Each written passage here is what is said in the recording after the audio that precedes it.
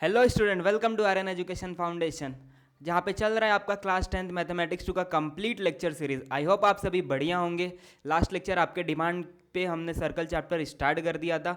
Last lecture हमने basic concept बहुत ही अच्छी तरीके से कंप्लीट कर लिया। अगर वो आपने नहीं देखा तो आप उस वीडियो को चेकआउट कर सकते हो।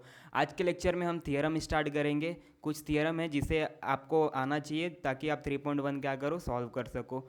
तो without wasting your time lecture start करते हैं।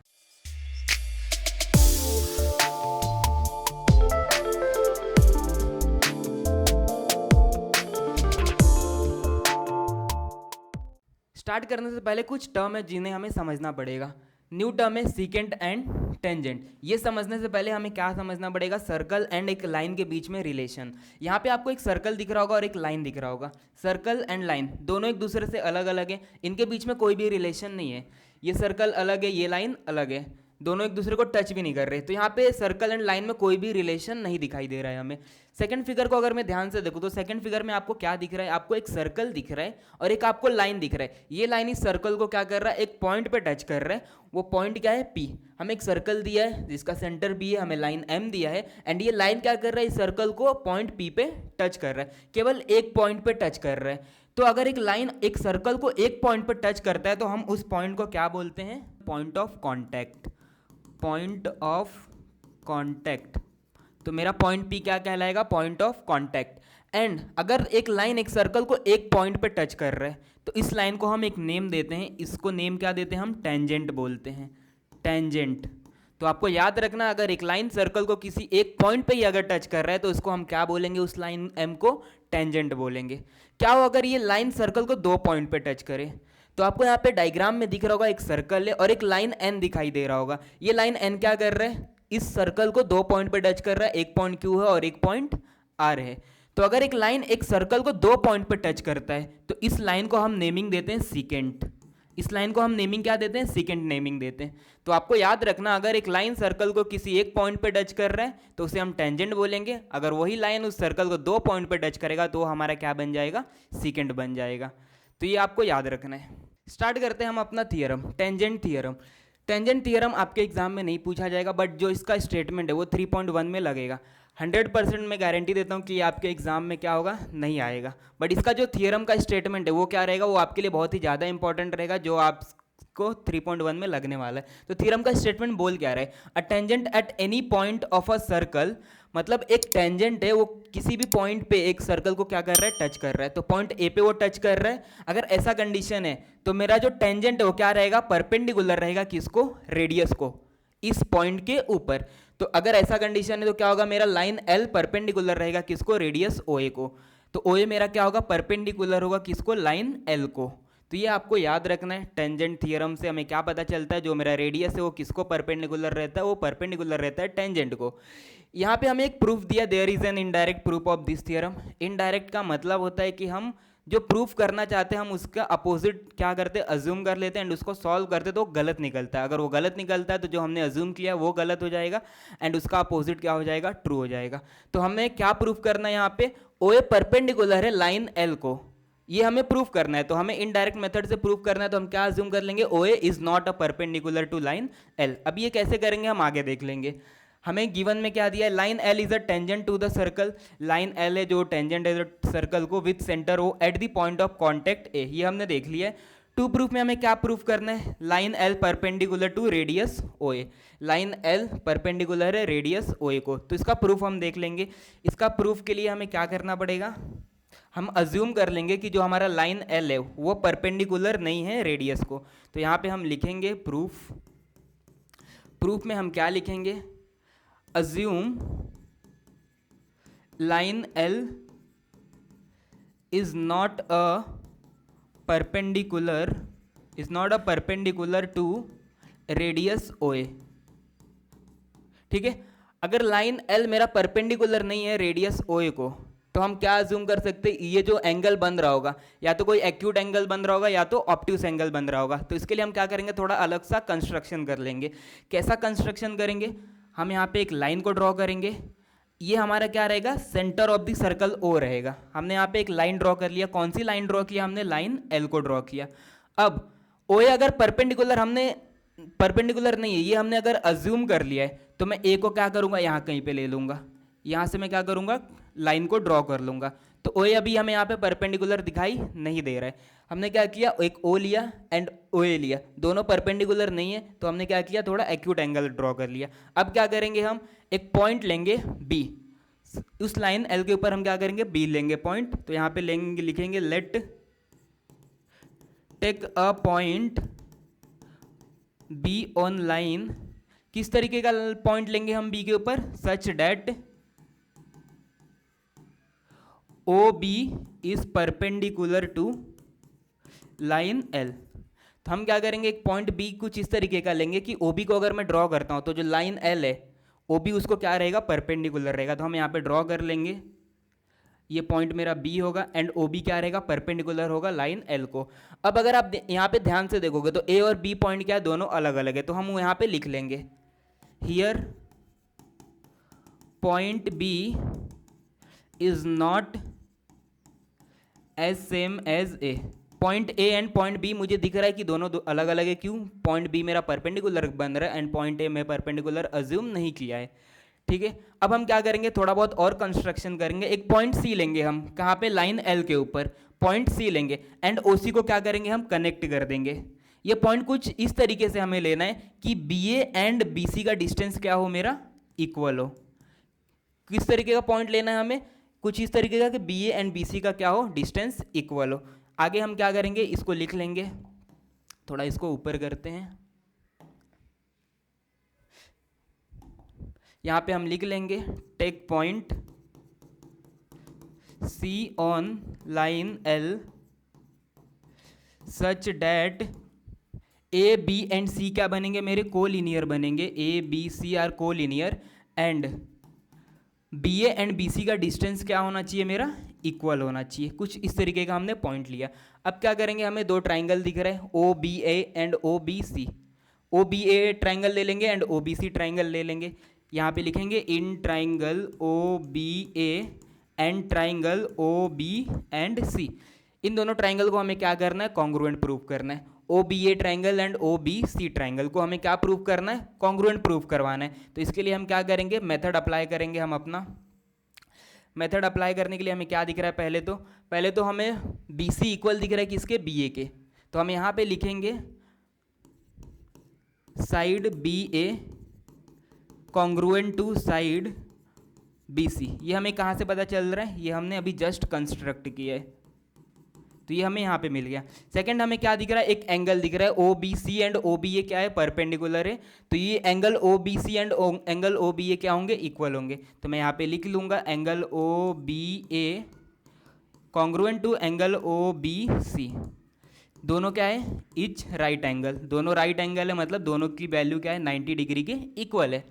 थर्ड साइड हमें दिख रहा है ओ बी, वो दोनों ट्राइंगल में क्या है, कॉमन है। तो मैं यहाँ पे क्या लिख सकता हूँ, side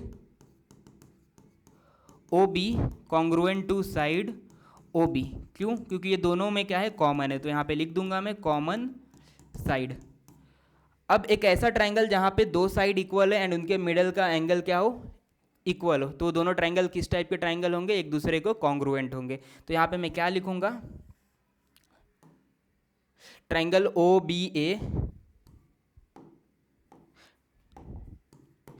triangle O B A congruent to triangle O B C. कौन से टेस्ट से हमने ये प्रूव किया, साइड एंगल साइड। तो यहाँ पे आप लिख दोगे साइड एंगल साइड। अगर ये दोनों ट्राइंगल कॉन्ग्रुएंट है तो इनके जो करस्पॉन्डिंग साइड है, जैसे ओ ए एंड ओ सी, ये दोनों क्या होंगे, एक दूसरे के इक्वल होंगे। तो मैं यहाँ पे लिख सकता हूँ ओ ए इक्वल टू ओ सी। यहाँ पे मैं क्या लिखूंगा, side O A equal to side O C. इसके लिए रीजन क्या लिखूंगा मैं, corresponding side of congruent triangle. ठीक है, इतना हमने अगर लिख दिया है तो अब आगे बढ़ते हैं। अब आगे हम क्या देखेंगे, आगे हमें क्या करना है, आगे हमें पता है कि जो साइड ओ ए है वो क्या है, हमारा रेडियस है। क्या है हमारा, साइड ओ ए रेडियस है। रेडियस है तो हम यहाँ पे क्या लिख सकते हैं, here side O A is a radius of the circle. ठीक है, अगर ओ ए मेरा रेडियस है एंड ओ ए मेरा ओ सी के इक्वल है तो ओ सी भी मेरा क्या होगा, रेडियस होगा। तो मैं यहाँ पे लिख दूंगा hence O C must be also a radius. And अगर ओ सी भी मेरा रेडियस है तो सी पॉइंट कहाँ पे आने वाला है, सी पॉइंट मेरा आएगा सर्कल के ऊपर। क्यों? क्योंकि ओ मेरा सेंटर है। तो मैं यहाँ पे क्या लिख सकता हूँ, C lies on the circle. ठीक है, ओ ए मेरा ओ सी के इक्वल था, ओ ए मेरा रेडियस था, तो ओ सी भी मेरा क्या होगा, रेडियस बनेगा। एंड सी जो है वो कहाँ पे लाई करेगा, सर्कल के ऊपर लाई करेगा। तो एक ऐसा लाइन जिसके ऊपर सी भी है और ए भी है, एंड सी भी किसके ऊपर लाई कर रहा है, सर्कल के ऊपर लाई कर रहा है, एंड ए भी किसके ऊपर लाई कर रहा है, सर्कल के ऊपर लाई कर रहा है। यहाँ पे जस्ट हमने यहाँ पे ड्रॉ किया था। तो पॉइंट ए भी सर्कल के ऊपर लाई कर रहा है एंड पॉइंट सी भी सर्कल के ऊपर लाई कर रहा है। तो मतलब ये जो लाइन एल हमने अज्यूम किया था कि टेंजेंट है, अभी वो टेंजेंट नहीं रह जाएगा। क्यों? क्योंकि सी भी सर्कल के ऊपर लाई कर रहा है, ए भी सर्कल के ऊपर लाई कर रहा है। तो इसका मतलब ये है कि ये जो लाइन है वो सर्कल को कितनी पॉइंट पे टच कर रहा है, वो 2 पॉइंट पे टच कर रहा है। तो हमने जो अज्यूम किया था वो हमारा अजम्पशन क्या हो गया, गलत हो गया। हमारा अगर अजम्पशन गलत है तो जो हमने अज्यूम किया था एंगल ओ ए सी क्या है, परपेंडिकुलर नहीं है। तो अजम्पशन अगर गलत हो गया तो हम वहाँ से क्या बोल सकते हैं, एंगल ओ ए सी क्या होगा, मेरा परपेंडिकुलर होगा। तो यहाँ पे हम क्या लिखेंगे, तो यहाँ पे हम क्या लिखेंगे, थोड़ा सा इसको ऊपर लेते हैं। हमें पता है but line L is a tangent to the circle, tangent to the circle and it passes through only one point of the circle. Hence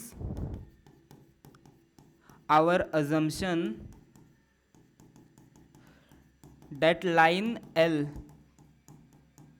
is not perpendicular to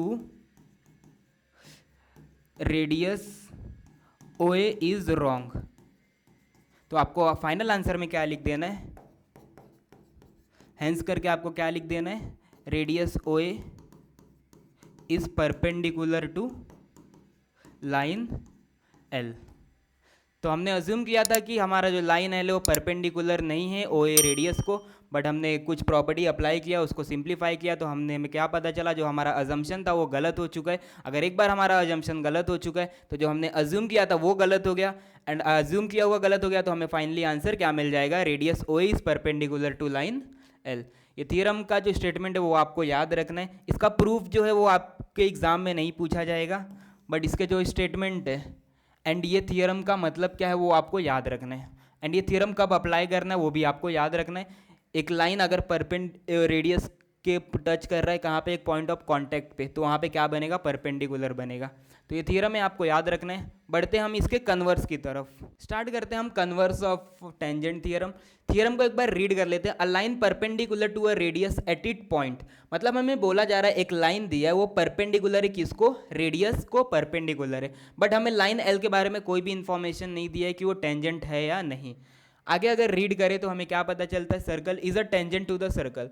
अगर हमें ऐसा कंडीशन दिया, एक लाइन किसको परपेंडिकुलर है, radius को perpendicular है, और फिर हमें क्या पता चलता है वो लाइन एल का है, टेंजेंट। तो यही क्या करना है, हमें इस थ्योरम में प्रूफ करना है। तो गिवन में आपको पता ही है क्या क्या दिया है, M is the centre of the circle, M centre है सर्कल का, एम एन रेडियस दे के रखा है, and line L perpendicular to segment M N.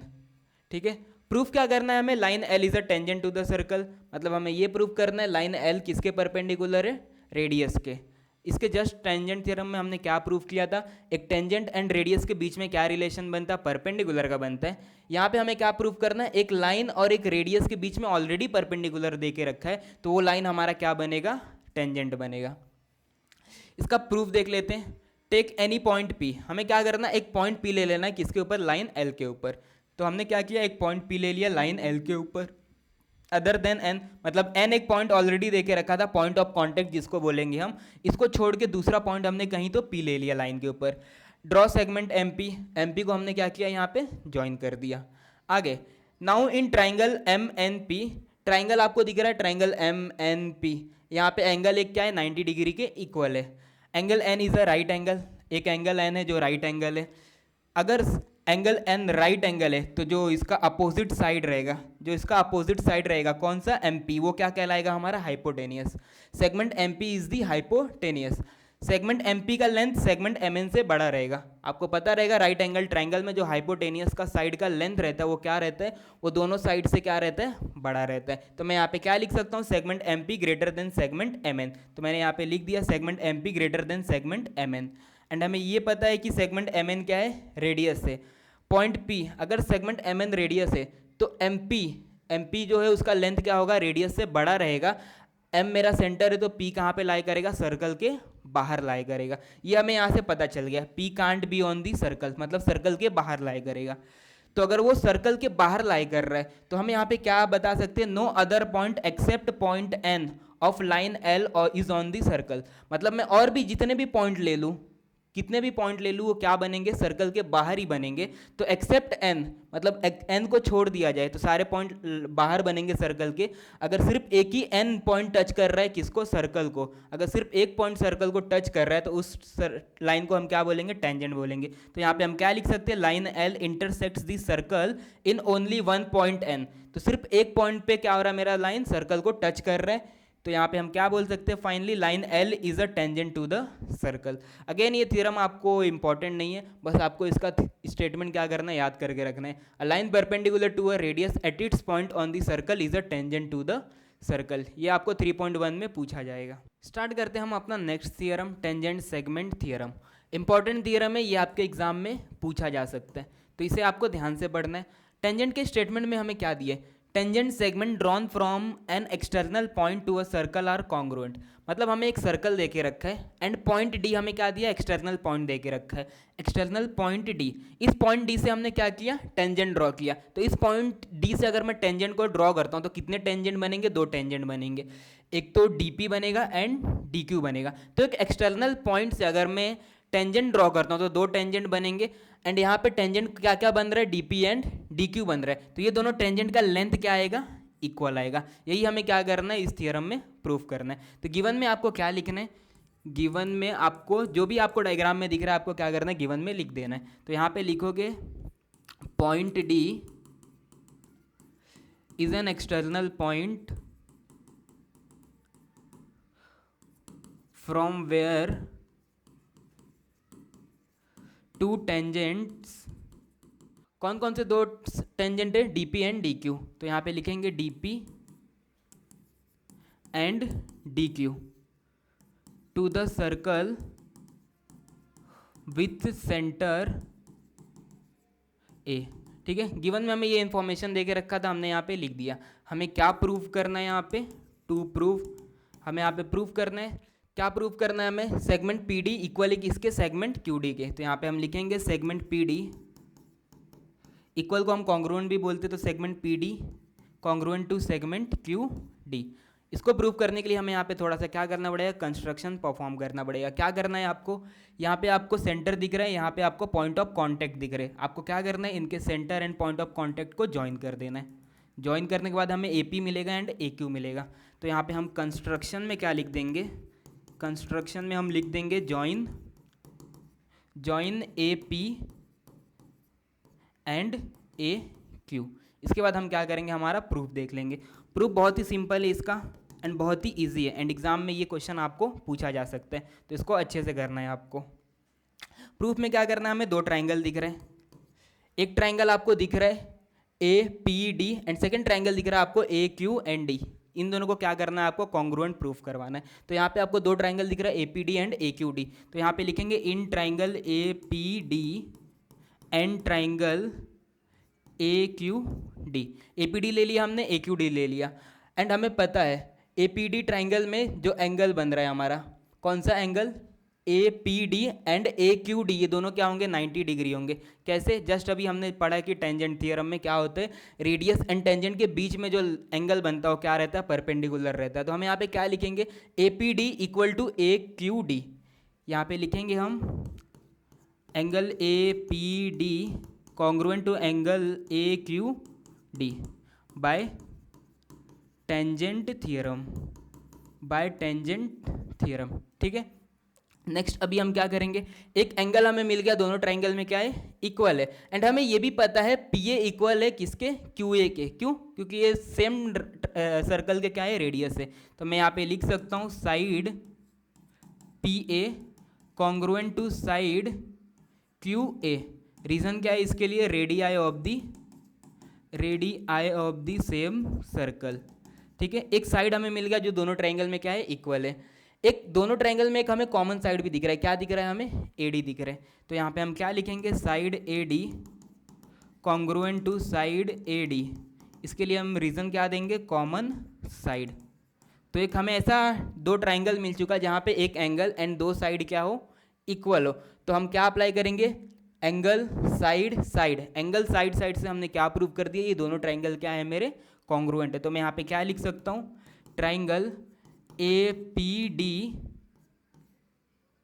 यहाँ पे कॉन्ग्रुएंट का सिंबल आएगा, triangle A Q D, congruent है दोनों, किससे हमने प्रूव किया, angle side and side, angle side side से हमने क्या प्रूव कर दिया, ट्रायंगल ए पी डी किसके कॉन्ग्रुएंट है, ट्रायंगल ए क्यू डी के। अगर ये दोनों ट्रायंगल इक्वल हैं तो इनके जो करस्पॉन्डिंग साइड है P D and Q D, P D and Q D ये दोनों भी कैसे होंगे, इक्वल होंगे। तो हम यहाँ पे लिख देंगे side P D congruent to side Q D, and हमें यही क्या करना था, प्रूफ करवाना था।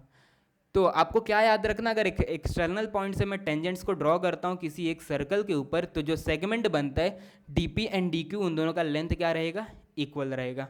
बढ़ते हम अपने नेक्स्ट टॉपिक की तरफ। अभी तक हमने जितना भी पढ़ा हम उसको क्या करेंगे, समराइज कर लेंगे। समराइज करेंगे तो हमने पहला थियरम क्या पढ़ा था, टेंजेंट थियरम पढ़ा था। टेंजेंट थियरम का स्टेटमेंट क्या बोलता है, the tangent at any point of a circle is perpendicular to the radius through the point of contact. ये हमने पढ़ लिया, ये आपको याद रखना, टेंजेंट एंड रेडियस के बीच में क्या रिलेशन रहता है, परपेंडिकुलर का। सेकेंड आपको क्या दिया है, a perpendicular to a radius at its point on the circle is a tangent to the circle. अगर एक लाइन किसी एक पॉइंट के ऊपर रेडियस को क्या है, परपेंडिकुलर है, तो वो लाइन क्या रहेगा, मेरा टेंजेंट रहेगा। ये भी हमने देख लिया है। थर्ड क्या है, tangent segment drawn from an external point to a circle are congruent. ये इंपॉर्टेंट है, ये आपको याद रखना है। एक एक्सटर्नल पॉइंट से अगर मैं सर्कल के ऊपर दो टेंजेंट बनाता हूँ तो जो वहाँ पे सेगमेंट बनेगा वो दोनों का लेंथ कैसा रहेगा, इक्वल रहेगा। तो हमने बेसिक कॉन्सेप्ट जो 3.1 में लगने वाला वो हमने खत्म कर लिया है। नेक्स्ट लेक्चर में हम क्या करेंगे, 3.1 स्टार्ट कर देंगे। एंड आपको नेक्स्ट लेक्चर का वीडियो मिस ना हो तो चैनल को सब्सक्राइब कर दो, और ये वीडियो अगर आपको अच्छी लगी तो लाइक कर दो। फ्रेंड्स को अगर इस चैनल के बारे में नहीं पता है तो चैनल को शेयर कर दो। मिलते हैं हम नेक्स्ट लेक्चर में, तब तक के लिए बाय बाय।